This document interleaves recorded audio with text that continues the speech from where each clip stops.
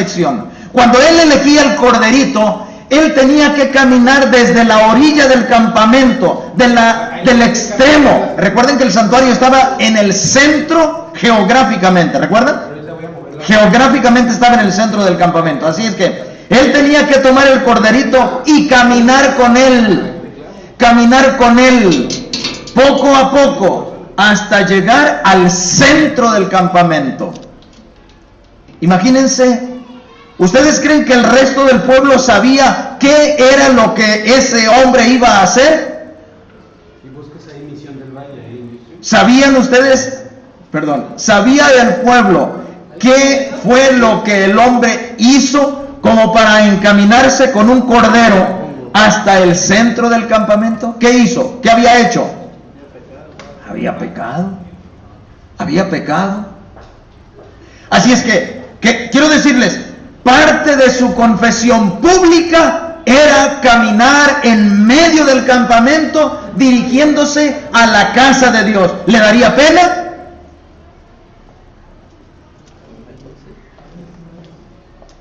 Sí, de seguro que sí. Claro.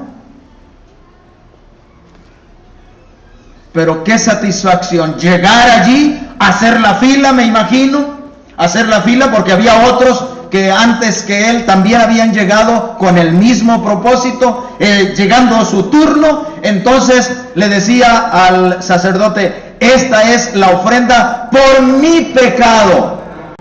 ¿Y qué le decía el sacerdote? ¿No leyeron el Levítico 4?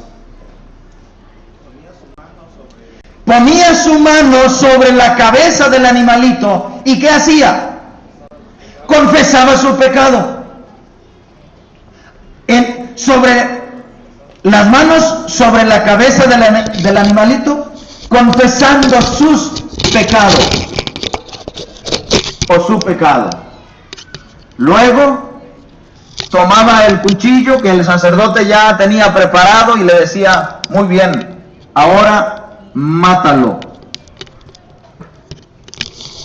Y el pecador, con su propia mano, con cuchillo en mano, tenía que cortar el pescuezo o el del animalito, porque tenía que desangrarse, porque era importante que hubiese sangre en el sacrificio, porque sin derramamiento de sangre no hay remisión de pecado. No hay remisión. Una vez que la sangre, el sacerdote la recogía, esa sangre, ahora que representaba la vida del animal, era llevada ¿a dónde? Al santuario. Parte de la sangre era asperjada en las cortinas del santuario. Parte de la sangre era colocada en los cuernos del altar. Parte de ese sacrificio el sacerdote tenía que comer, parte de esa carne, de ese animalito. Y ahora, aunque el sacerdote tenía que lavarse para entrar al santuario, porque posiblemente alguna gota de la sangre, cuando sale a borbotones, cuando se le corta la garganta o el cuello al animal, la sangre brota. Así que el sacerdote de alguna manera pudo haber sido salpicado con la sangre. Pero era necesario que antes de entrar propiamente al santuario, porque el sacrificio se realizaba ¿dónde? En el atrio del santuario, fuera de lo que es puedo decirlo así, el santuario propiamente. Tenía que sacrificarlo en el altar del sacrificio, en el atrio propiamente. Pero él tenía que lavarse, y aunque él se lavaba, parte de lo que él comía, con eso representaba, además de la sangre asperjada en las cortinas y en los cuernos del altar, el mismo sacerdote llevaba el pecado en él mismo. Ahora, aquel pecador sale del santuario limpio, purificado, sin pecado. Y ahora cuando con pena traía el animalito desde la orilla del campamento, ahora él podía ir con la cara en alto, feliz, agradecido, porque Dios había tenido misericordia de él. Su pecado había quedado ahora allá donde debía estar. ¿Dónde debía estar el pecado de todo hebreo, de todo israelita? ¿Dónde? En el santuario, donde Dios estaba. Porque él había pedido que él, siendo que él se habría de ocupar del pecado, ahora el pecador quedaba libre de ese pecado, dejándolo en las manos de Dios. Mi amigo,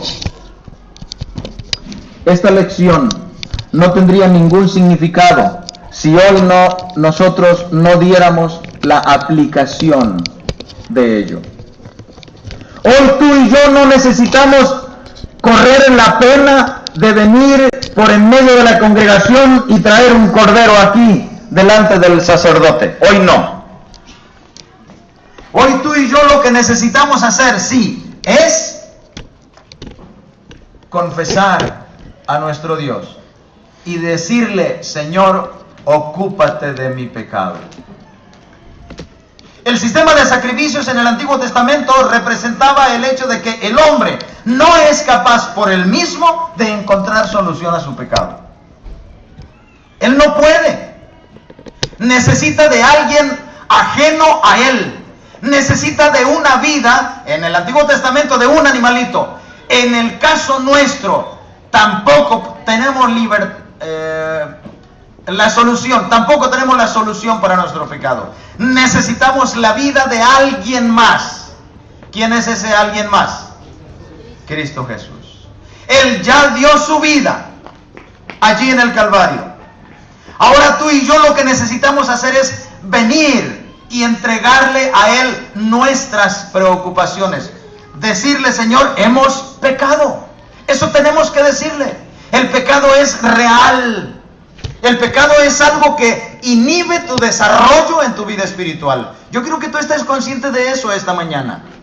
Inhibe tu desarrollo espiritual.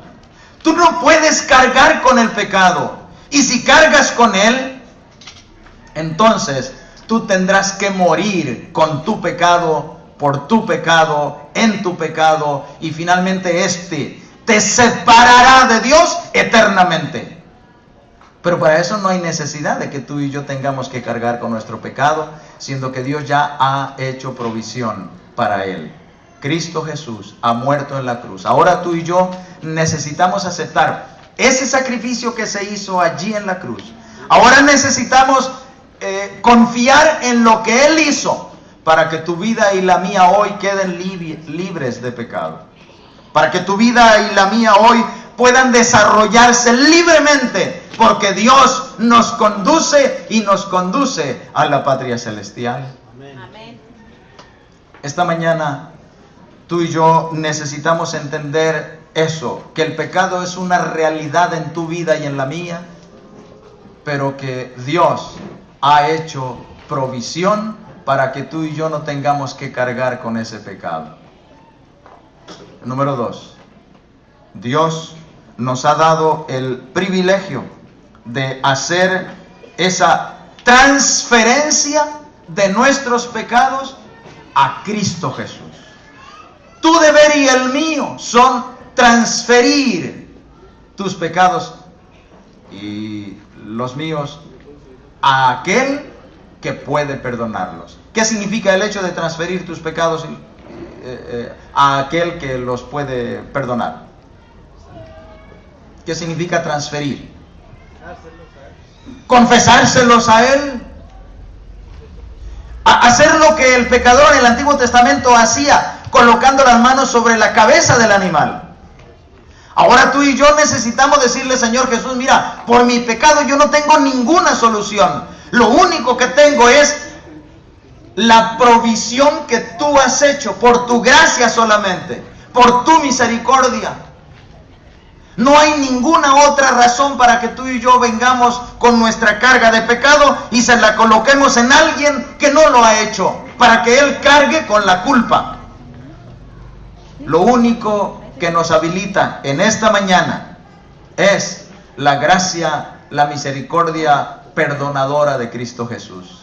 Y Él nos dice, miren, lo que ustedes tienen que hacer es dejar sobre mí sus pecados. Eso es lo que tienen que hacer. No hay ninguna otra solución para ello. Y número 3, entonces usted y yo podemos tener lo que anhelamos. ¿Qué es lo que anhelamos? Perdón. Perdón. La vida eterna. Anhelamos la vida eterna. Anhelamos que Dios limpie nuestros registros y que sus nombres y los míos puedan quedar registrados en el libro de la vida. Eso es lo más maravilloso, y permanecer allí hasta el momento en que Dios pasa lista y tú y yo estaremos listos para estar a su lado para siempre. ¿Difícil? No. Lo que pasa es que sí necesitamos nosotros reconocer nuestras limitaciones. Por eso, cuando en el sistema hebreo la sustitución era lo más importante, alguien tenía que morir en lugar de la persona que pecaba. Y noten, las ofrendas de purificación podían ser por el santuario una vez cada año, pero también, eso lo vamos a ver la siguiente semana. La siguiente semana tiene que ver ya con el día de la expiación propiamente, donde tenía que hacerse un sacrificio por el santuario, porque el santuario durante el año quedaba contaminado con los pecados de todo el pueblo. Tenía que hacerse un sacrificio por el pueblo mismo en general. Tenía que hacerse un sacrificio, una sustitución también por el sacerdote, pero también por cada uno de los miembros del pueblo. Así que cuando la Biblia habla, dice, aunque te laves con lejía, tu pecado permanecerá. A menos que hagas una sustitución. A menos que alguien cargue con tu pecado. Por eso, hermano, la lección de esta semana me parece que es sumamente importante, porque tú y yo necesitamos transferir nuestros pecados a aquel que puede perdonarlos.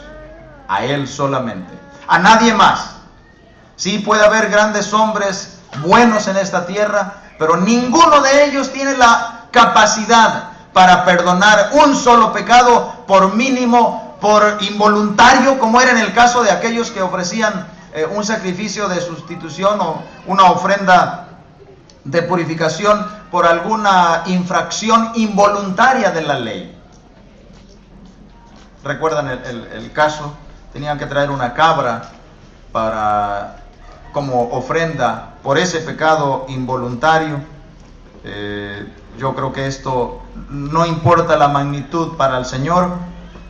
Un pecado es un pecado y nada más. Ese pecado puede tener pocas consecuencias o puede tener muchas consecuencias, pero de igual manera para ese pecado se requiere el derramamiento de sangre para obtener perdón. Y eso solamente puede darlo Cristo Jesús.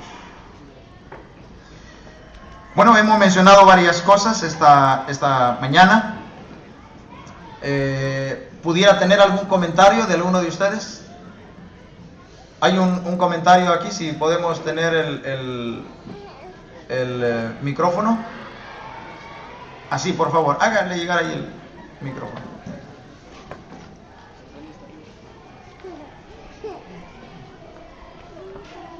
Sí, la mayoría de nosotros utilizamos el término perdón de pecados, y la Biblia sí lo usa. Sin embargo, analizando un poquito más la situación, Dios no perdona pecados. Dios no perdona pecados, no hay ni un pecado que Él pueda perdonar. Quizás se estén asombrando. Dios perdona pecadores. Todos los pecados tienen que ser castigados. Si soy claro, quiero ampliar el concepto. Dios no perdona pecados, hermanos. La Biblia usa ese término y así lo entendemos, pero queremos aclarar que Dios no perdona pecados. Todos los pecados que cometamos, alguien tiene que llevar la culpa. Alguien la tiene que llevar. Si Dios perdonara pecados, sería cómplice del pecado. Dios sería cómplice. Yo te perdono tus pecados. No, pero es que Él no puede perdonar pecados, porque la paga del pecado es muerte. Definitivamente. Así que Dios no te perdona tus pecados. Aunque la Biblia usa ese término, la lección, nosotros los predicadores usamos tus pecados son perdonados, pero hay que ir un poquito más allá.